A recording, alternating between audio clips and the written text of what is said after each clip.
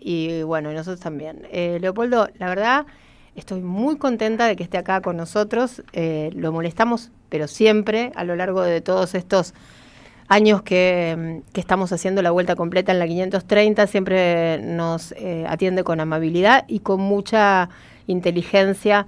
Nos fue orientando, ¿no?, a lo largo de todos estos años en la coyuntura. Así que bueno, un gustazo recibirlo. Nuestros oyentes lo quieren un montón, así que en 2 minutos ya van a estar acá todos comentando esta visita. Así que bueno, bienvenido. Gracias, Andrea. Para mí es un honor. Además me apabullaste con algunos elogios inmerecidos, pero realmente para mí estar en este lugar, en esta radio, tiene un gran significado, como seguramente lo tiene para muchos de los que trabajan aquí y para todos los oyentes que siguen esta radio, por razones que todos conocemos, que tienen que ver con sus características fundacionales, pero además porque es una radio que efectivamente sale de lo común, trata de no caretear y de poner las cosas en blanco y negro. Así que, bueno, muy contento de estar acá. Bueno, nosotros también. Y bueno, este es un año muy especial, ya que arrancamos por ahí, por el lado de lo que significa esta radio y el compromiso que asumimos y también la responsabilidad que asumimos, ¿no?, al tener este micrófono enfrente, porque esta es la radio de las Madres de Plaza de Mayo. Este año se cumplen 50 años del golpe. 50 años, efectivamente. Y no nos encuentra, digámoslo con toda franqueza, no nos encuentra en las mejores condiciones. Es como que estamos precisamente retrocediendo en esos 50 años. Y del pacto de refundación de la democracia que fue el 84, prácticamente este gobierno lo está... No queda nada. No, claro. Sí, no queda nada.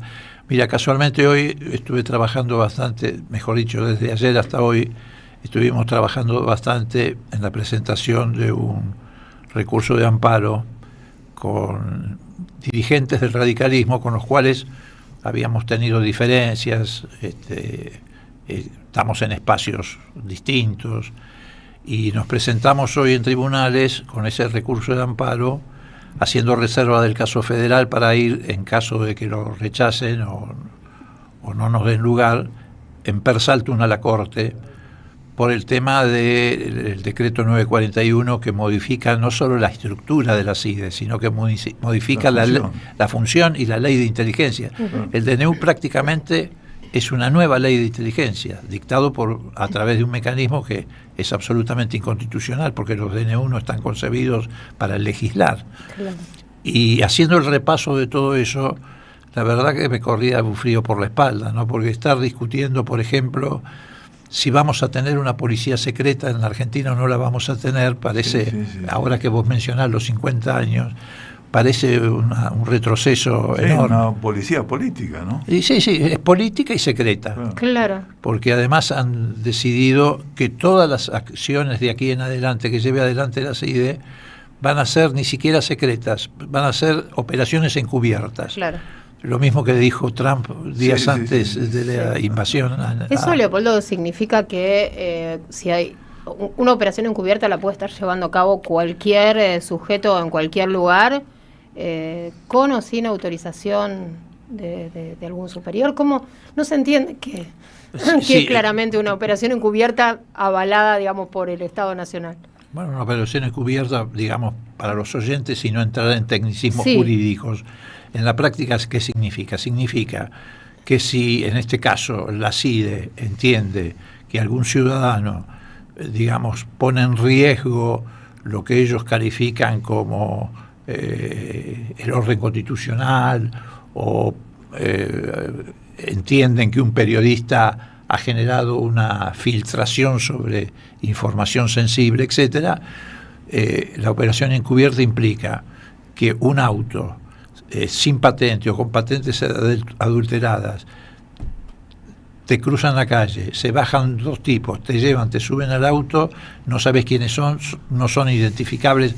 Bueno, de hecho, además el personal de la CIDE por definición no es identificable, claro. Actúan con nombres supuestos, te suben al auto, te chupan, para decirlo en términos que más o menos estamos familiarizados, y te pueden depositar en cualquier guarnición o militar o de las fuerzas de seguridad.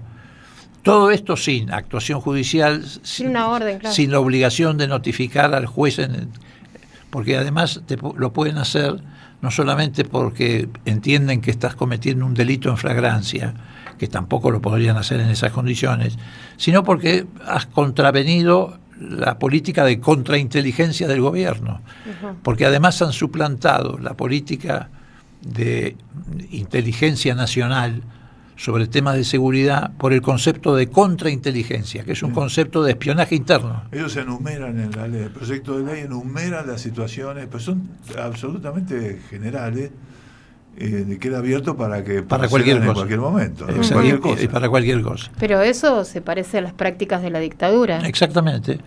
En la dictadura hubo un plan sistemático. En este caso era un plan sistemático de persecución y de eliminación del enemigo, del adversario político, como o el disidente, de eliminación física. Sí. Este también es un plan sistemático, que no culmina probablemente, digo probablemente porque además nadie puede saber en dónde termina una operación de ese tipo, que te levanten en la calle, que te lleven un auto sin identificación, que no tengan obligación de comunicar esa detención. Pero que, claro, es un plan sistemático que todavía no sabemos qué final puede tener.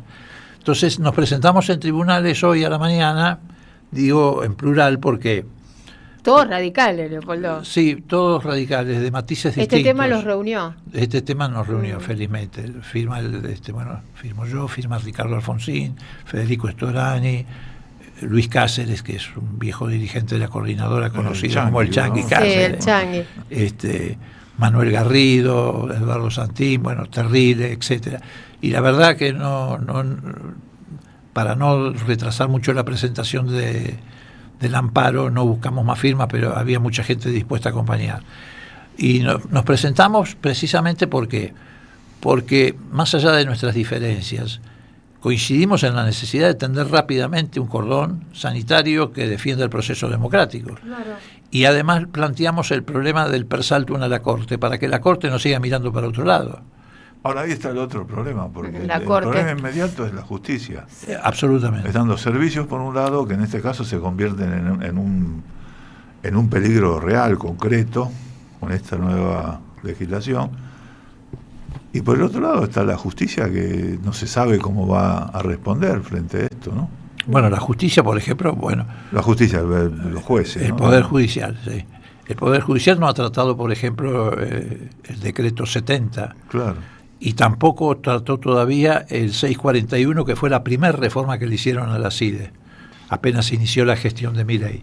Hay que decir que en un año ya han hecho 2 reformas a la CIDE, lo que demuestra además que es todo improvisación, que no tiene nada que ver con decretos de necesidad y urgencia, no hay ni necesidad ni urgencia. Uh-huh. Además hay el Parlamento también, ¿no? Si hubiera habido urgencia, el Parlamento estuvo convocado a extraordinaria, hubieran incluido el debate de una ley. La ley de inteligencia en cualquier país de los denominados occidentales, por decirlo de alguna manera, se debate en el Parlamento. Claro.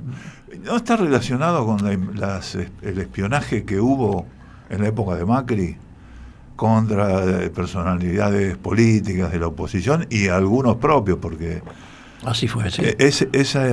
Esto como que legaliza. El accionar, decís vos, Luis va más allá. Sí. El accionar. Sí. No, va más allá. Va más allá. Te digo porque yo en esa etapa presidí la Comisión Bicameral de Seguimiento de los Servicios de Inteligencia, y la verdad que pudimos hacer una gran tarea que descubrió, que corrió el velo sobre lo que fue el plan que llevó adelante el macrismo en materia de espionaje, que fue el más grande, con excepción de la dictadura militar, el más grande de la historia democrática de la Argentina. Nunca se había montado un sistema de espionaje de esa característica. Pero era espionaje. Claro. El límite era el espionaje, que servía para usar carpetas, extorsionar. El carpetazo famoso. Sí, hasta intentaron quedarse con empresas, sobre todo de carácter periodístico, etcétera. Pero esto va más allá. Esto le da a la CIDE ya una función represiva.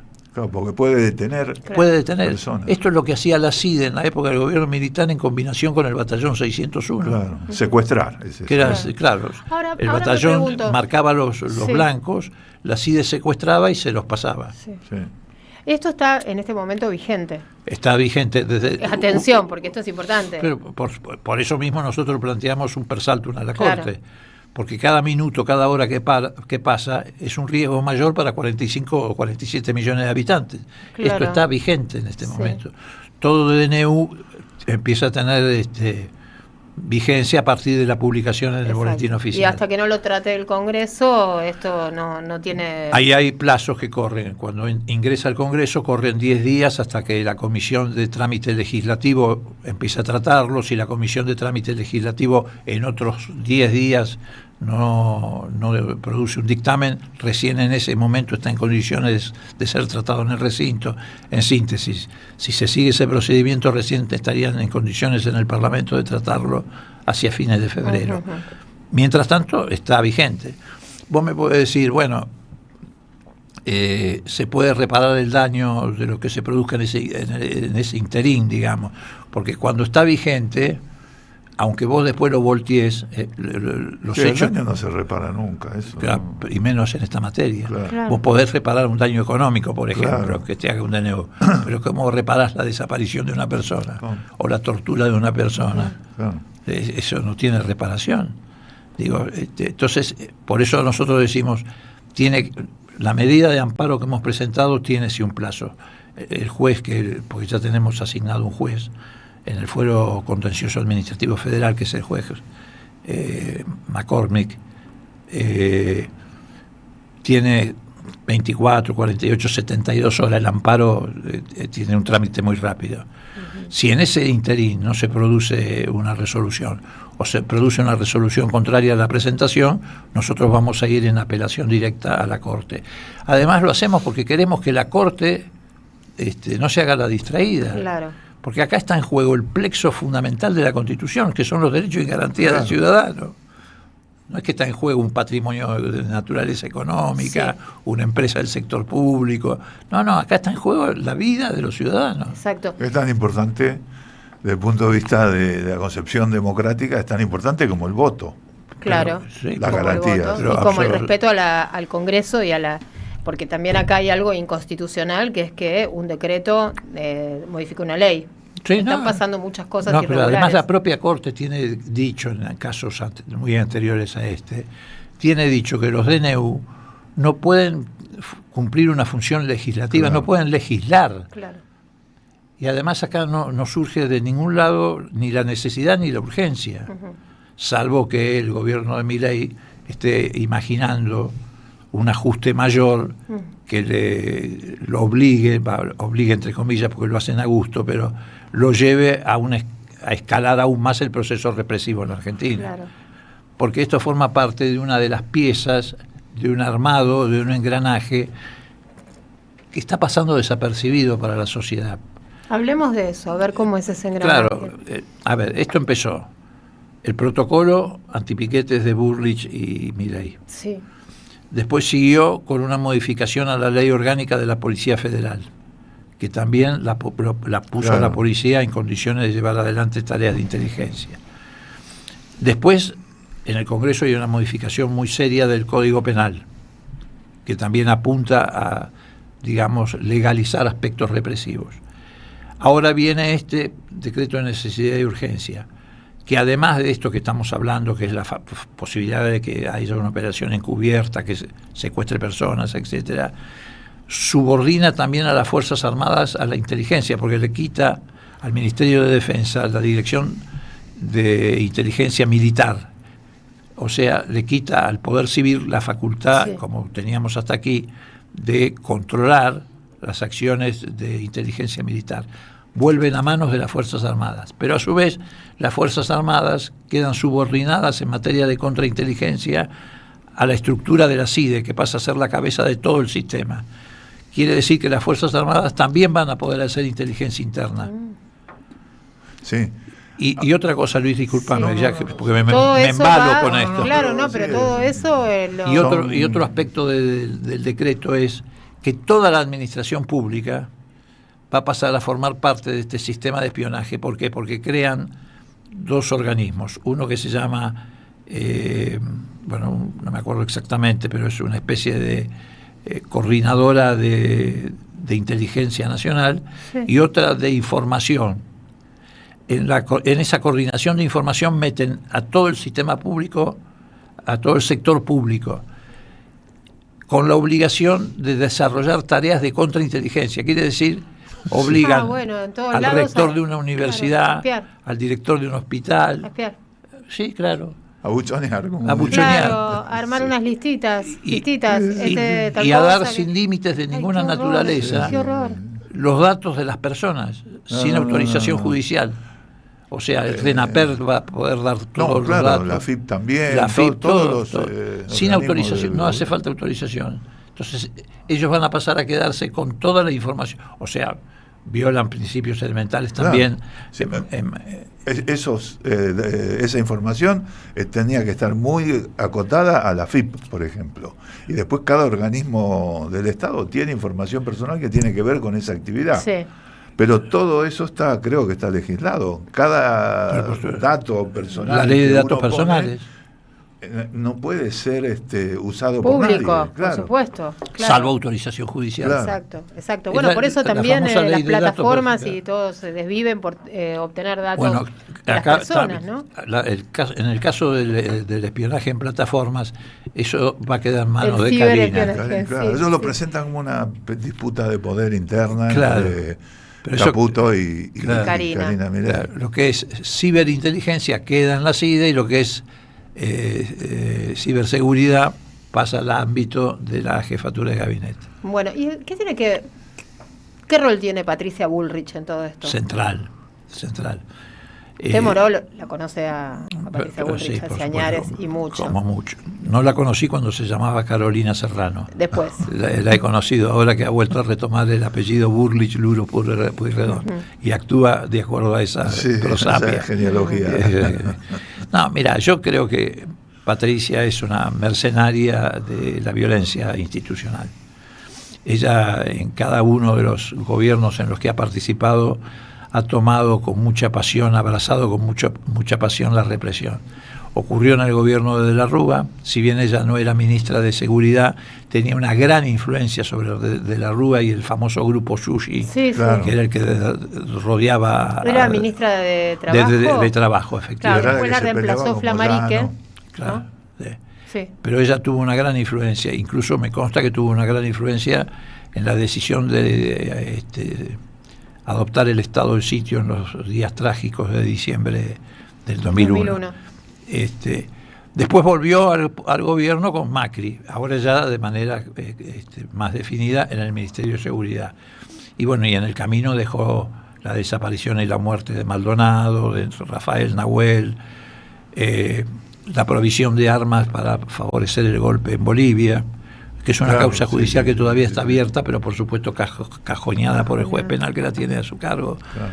penal económico porque era contrabando de armas. Bueno, ya sabemos. Que están confirmados por las autoridades bolivianas. Pero absolutamente, Totalmente, sí. está totalmente probado. Sí. Ella tuvo un papel relevante a través de Milman, que era su mano derecha, para que te des una idea, en la gestión de Patricia en el gobierno de Macri, en modificar la autopsia de Nisman. Ella presionó a Gendarmería, que tenía con ella una deuda precisamente porque los había zafado del caso de Maldonado y algunos otros abusos, los forzó a la Gendarmería a cambiar la autopsia que ya había hecho el cuerpo médico forense de la Corte y el cuerpo de criminalística de la Policía Federal, donde quedaba demostrado que se había suicidado. Y lo metió en Gendarmería. Gendarmería no hace autopsias de asesinatos, No. salvo en una situación muy particular. Por ahí hace una al año. Pero además la tenía que hacer con la fotografía. Claro. No, Con las fotografías y armaron en la sede de Gendarmería una réplica del departamento, sí. un escenario. Bueno, ella tuvo un papel relevante para transformar eso, que era un suicidio, en un homicidio. En un homicidio que hace 9 años o 10 se está tramitando judicialmente y no llaman a nadie porque Claro. no aparece ningún otro elemento. Además sustituyó al cuerpo médico forense de la Corte, que debe hacer 3.000 o 4.000 autopsias al año por un cuerpo como este, donde hace una autopsia. Y es más, el jefe de ese cuerpo de peritos de Gendarmería, apenas terminó el informe, que ya había adelantado el Clarín 3 meses antes, diciendo cuál iba a ser el resultado, fue inmediatamente ascendido a comandante general dentro de un área que es el cuerpo profesional, donde nadie llega a ese cargo en Gendarmería. Le pagaron de esa manera. Rápidamente, claro, porque tiene mucho poder, Patricia, y sabe negociar absolutamente, y entregarle al otro lo que desea a cambio, ¿no? Evidentemente. Bueno, y ahora vuelve a estar en el cenit de su gestión política, bueno, porque ya ha desatado todos los demonios, bueno, con el protocolo, como hablábamos recién. El protocolo ya ha producido alrededor, no dicho por nosotros, sino por Amnistía Internacional, 1.550 detenciones. Pero además de las 1.550 detenciones, muchas de ellas fueron precisamente caratuladas cuando enviaban a los jueces los detenidos como actos contra el orden constitucional y actos de tipo terrorista. Sí. Que es lo mismo. Muy difícil zafar de esos cargos, ¿no? Claro, sí, sin embargo eran tan burdos que todos los jueces los que a la larga terminaron dejaron a todo el mundo en libertad y liberados de ese tipo de cargos, que reaparecen ahora con esta nueva ley de inteligencia bajo la apariencia de un DNU. Claro. Y en eso siempre lo tuvo también de socio muy activo a Stornelli. Claro.